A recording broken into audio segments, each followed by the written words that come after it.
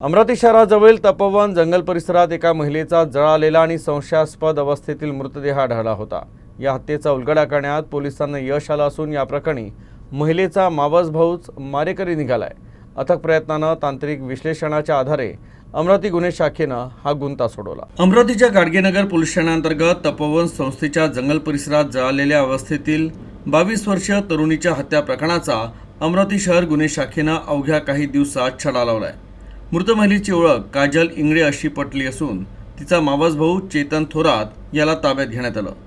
आरोपी मावस भावानं हत्या केल्यानंतर ओळख लपवण्यासाठी मृतदेहावर पेट्रोल टाकून जाळल्याची त्यानं कबुली दिली।